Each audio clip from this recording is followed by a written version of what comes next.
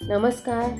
आज आपण एक खास रेसिपी बनवणार आहोत ज्यामुळे रोजच्या भाज्या अगदी रस्सा भाज्याही चवदार आणि झटपट होतील. त्यामुळे तुमचा स्वयंपाकघरातील वेळही वाचणार आहे. हा मसाला बनवायला खूप सोपा आहे. घरातील साहित्य वापरून तो तुम्ही सहज बनवू शकता. चला तर मग सुरू करूया. पण त्याआधी मी आपल्या सर्वांचे आपल्या आरोग्य रुची किचन कट्ट्यावर स्वागत करते. यासाठी जे साहित्य लागणार आहे त्यामध्ये मी इथे सुकं खोबरं घेतलेलं आहे किसलेलं, ते साधारणतः 1 वाटी आहे. पांढरे तीळ घेतलेले आहेत मी, ते साधारणतः अर्धी वाटी आहे. त्यानंतर धणे घेतलेत आपण 4 चमचे, साधारण अर्ध्या वाटीच्या आसपास असतील. त्यानंतर आपण इथे जिरे घेतले आहेत 2 चमचे, बडीशेप घेतली आहे 1.5 चमचा आपण इथे. त्यानंतर काळे मिरे घेतलेत आपण 1 चमचा आणि केशर नागकेशर घेतलेलं आपण इथे 1 चमचा. त्यानंतर इथे मी स्टारफूल 2 स्टारफूल घेणार आहे यामध्ये, आणि 1 मसाला वेलची, जी काळी मोठी वेलची असते ती 1 घेणार आहे. दालचिनीचे 1-2 तुकडे घेतलेले आहेत मी, बोटभर वेलचीचे, आणि थोड्याशा हिरव्या आपल्या वेलची घेणार आहे. त्यानंतर दगडफूल 1 चमचा घेतलेला आहे. मेथीदाणे अर्धा चमचा घेणार आहे, आणि मेथीदाणे अर्धा चमचा, आणि खसखस आपण 2 चमचे घेणार आहोत. खसखसीचे ते दाणे आहेत. आणि जी पंढरपुरी डाळ असते म्हणजेच भाजकी जी डाळ आहे ती मी घेतलेली आहे साधारणतः 1-1.5 चमचा, आणि लवंगा घेतलेल्या आहेत मी 1 चमचा. हे सर्व साहित्य आपण मंद आचेवरती हळुवारपणे भाजून घेणार आहोत, साधारणतः सोनेरी रंग येईपर्यंत. त्यामुळे त्यांचा स्वादही छान वाढेल आणि रंगही आपल्या मसाल्याला खूप छान येईल. तर आता इथे मी कढई गरम करायला ठेवलेली आहे. त्यामध्ये मी पहिल्यांदा बडीशेप घालते आणि ती व्यवस्थित भाजून घेऊयात गुलाबी रंगावरती. आजची रेसिपी जर आपल्याला आवडली तर आपल्या चॅनलला नक्की सबस्क्राईब करा, म्हणजे अशाच वेगवेगळ्या रेसिपी आपल्यापर्यंत पोहोचवता येतील. तर आता मी यामध्ये जिरं घातलेलं आहे. जिरंही आपण थोडंसं व्यवस्थित गरम करून घेणार आहोत गुलाबी साधारण रंगावरती. आणि आता यामध्ये धणे घालते. धणेसुद्धा आपण एकदम सोनेरी रंगावरती मंद आचेवरती व्यवस्थित भाजून घेणार आहोत.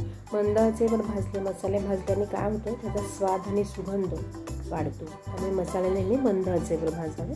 आता यामध्ये मी काळी मिरी घातलेली आहे आणि तीही भाजून घेतो. काळी मिरी, आता यातच मी लवंगाही घालणार आहे.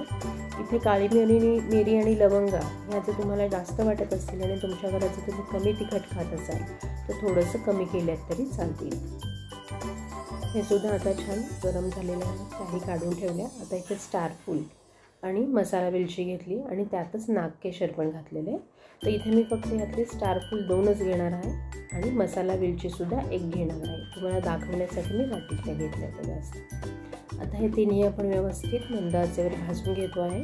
मसाले भाजून घेण्यावरती आपल्या मसाल्याची चव ठरणार असते, त्यामुळे ते करपले नाही पाहिजेत, सोनेरी रंगावरती छान भाजले गेले पाहिजे, म्हणजे त्याचा स्वाद आणि सुगंध दोन्ही छान वाढतो. आता यातच मी दगडफूल घातलेलं आहे, पण दगडफूल घातल्यावरती मी कढई गॅसवरनं वरती घेतली, कारण की दगडफूल लगेच गरम होतं आणि करपू शकतं.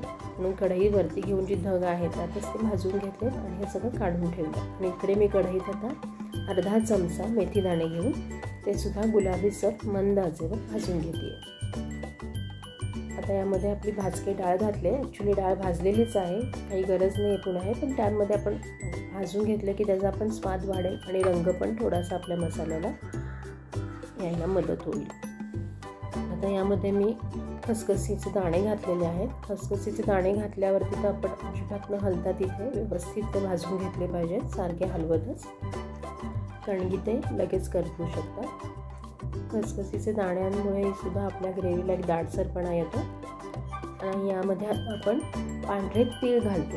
पांढरे तीळ भाजायला थोडंसं कंपॅरली इतर मसाल्यांपेक्षा थोडा वेळ लागणार आहे. तेही आपण छान भाजून घेतो. तेही मंद आचेवरच भाजतो, साधारणतः गुलाबीसर. थोडेसे ते तडतडायला लागले म्हणजे ते भाजून झाले असं समजायचं. हे बघा, आता हे काढून ठेवूयात. आणि आता इथे मी खोबरं भाजायला घेतलं आहे.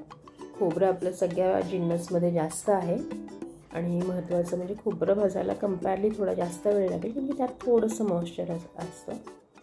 आता खोबरं पण आपल्या जवळजवळ भाजून होत आलं आहे. आपण पाहू शकता छान गुलाबी रंगावरती आपण भाजून घेतलं. तेही काढून ठेवूयात.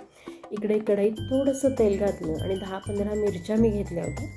10-12 मिरच्या, त्या आता त्याच्यावरती मी थोड्याशा परतवून घेते. आपण या मसाल्यामध्ये मिरच्याही घातल्यामुळे काय होणार आहे, आपण ह्याला पुन्हा लाल तिखट वगैरे घालण्याची भाजीत गरज फारशी पडणार नाही. हवं असेल तर रंग येण्यासाठी घालू शकता. आता हे सगळे मसाले आपण एकदम थंड करून घेणार आहोत. एकदम थंड झाल्यावरती ते आपण मिक्सरमध्ये वाटणार आहोत. तर पहिल्यांदा मी इथे जे आपले सगळे खडे मसाले होते भाजून घेतलेले ते घेतले, त्यातच मिरच्याही घातलेल्या आहेत आणि हे सगळे खडे मसाले आणि मिरच्या आपण एकत्र वाटून घेणार आहोत. हे वाटायला थोडासा वेळ लागेल. गॅस तुमच्या मिक्सरच्या कपॅसिटीवरती डिपेंड राहील. मिक्सर जर चांगल्या कपॅसिटीचा असेल तर जरा लवकर वाटून होईल आणि खूप गरम होतं असं मिक्सर वाटलं तर थांबावं. आता हे चाळणीमध्ये काढून मी चाळून घेतली की जेणेकरून जो काही जाड चाळ असेल काढायचं आहे आपल्याला, त्यातनं जाड राहिलेलं आहे ते, आणि ते पुन्हा एकदा आपण मिक्सरमध्ये वाटून घेणार आहोत. तर अशा रीतीने हा आपण मसाला बनवून ठेवला तर 6 महिने अगदी व्यवस्थित टिकतो. त्यामुळे हा मसाला आपण नक्की बनवून पहा आणि आपला वेळही खूप वाचतो. या इन्स्टंट रस्सा भाजी मसाल्यामुळे आलं लसणाची पेस्ट घातली भाजीत आणि हा मसाला घातला की वाटण न लावता सुद्धा तुमची भाजी छान तयार होते. हे पुन्हा मी जे काही चाळलेलं काढलं होतं ते वाटून घेतलेलं आहे मिक्सरमध्ये आणि ते बारीक केलेले आता इथे ताटातच काढून ठेवते. आता इकडे मिक्सरच्या भांड्यामध्ये आपण पहिल्यांदा पांढरे तीळ वाटून घेऊया आणि पांढरे तीळ व्यवस्थित बारीक वाटून झाले की मग त्यात खोबरं टाकायचं. म्हणजे काय होईल की दोन्ही व्यवस्थित वाटलं जाईल. पांढरे तीळ छोटे असतात, बारीक आहेत, त्यामुळे ते वाटायला थोडंसं अवघड राहतं, म्हणून आधी ते एकटेच वाटून घेते सेपरेट. पांढरे तीळही आता आपले वाटून झालेले आहेत. आता यामध्ये आपण खोबरं घालू. भाजलेलं जे खोबरं आहे हे सर्वसाधारण आपण रूम टेम्परेचरला आल्यावर एकदम गार झाल्यावरती वाटून घेणार आहोत. आणि आत्ताही आपली क्वांटिटी कमी आहे म्हणून आपण मिक्सरमध्ये वाटून घेतो आहोत. आता त्यामध्ये जो मगाचा आपण चाळलेला चाळ होता आणि आता फिरवून घेतला होता मिक्सरमध्ये, तो यात घातला आणि तो पुन्हा त्यात मिक्स करून घेतो. आपण जर हा 1 किलोच्या प्रमाणात ह्या प्रमाणेच बनवला तर आपण हा गिरणीतनं तळून आणूया.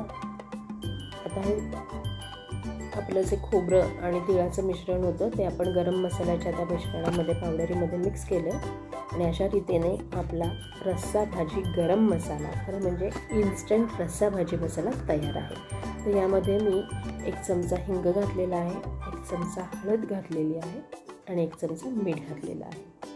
आणि अशा रीतीने आपला हा इन्स्टंट रस्सा भाजी मसाला तयार आहे. आपण फक्त आलं लसणाची पेस्ट आणि हा मसाला पाण्यात घालून आपल्या भाज्यांमध्ये घातला तर आपल्या भाज्या सहज तयार होतील पटदिशी. यासाठी तुम्हाला वेगळं वाटण करण्याची गरज पडणार नाही. आता हा सगळा मसाला एकत्र केलेला आपण पुन्हा मिक्सरमधनं एकदा फिरवून घेऊयात, म्हणजे तो सगळा छान एकत्र होईल. खोबरं मसाला सगळं एकत्र एकमेकात मिक्स होईल आणि आपल्या मसाल्याचा स्वाद वाढेल. तर हा मसाला मी भांड्यात काढून थोडा वेळ तसाच गार व्हायला ठेवणार आहे आणि हा मसाला अगदी 6 महिने व्यवस्थित राहतो. त्यामुळे काहीच काळजी नाही, मोठ्या प्रमाणात ते बनवू शकता. पण ही रेसिपी आवडली असल्यास नक्की सबस्क्राईब करा, लाईक करा आणि शेअर करा. तर हे बघा, आता हा मसाला गार करायला ठेवते मी. आपला हा मसाला गार करून झालेला आहे आणि आता हा बरणीमध्ये मी भरून ठेवते. काचेची बरणी मी घेतली आहे. शक्यतो मसाला भरायला काचेची बरणी किंवा चिनी मातीची बरणी घ्यावी. ही माझी काचेची बरणी आहे, हवाबंद आहे, त्यामुळे हवाबंद अशी बरणी घ्या. त्यामध्ये हा मसाला काढून ठेवला आहे आणि आता मला तरी 10-15 दिवसाची काळजी नाही आहे, कारण की माझ्याकडे हा तयार मसाला आहे. त्यामुळे माझ्याही भाज्या आता झटपट होतील. हा मसाला जर व्यवस्थित स्टोअर करून ठेवला तर 6 महिने अगदी व्यवस्थित राहणारा आहे. त्याचा स्वाद आणि सुगंधही तसाच राहणार आहे. त्यामुळे हा आपला इन्स्टंट रस्सा भाजी मसाला तयार आहे. हा करून पहा आणि आपला अनुभव कमेंटमध्ये सांगा.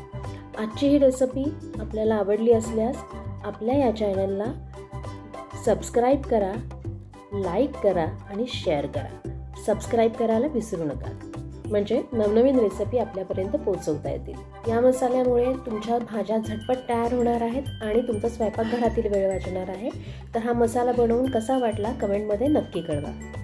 त्यामुळे पुन्हा भेटूया एका नवीन स्वादिष्ट रेसिपीसह, रुचकर रेसिपीसह. तोवर आनंदी राहा, आरोग्यदायी रुचकर खा. नमस्कार.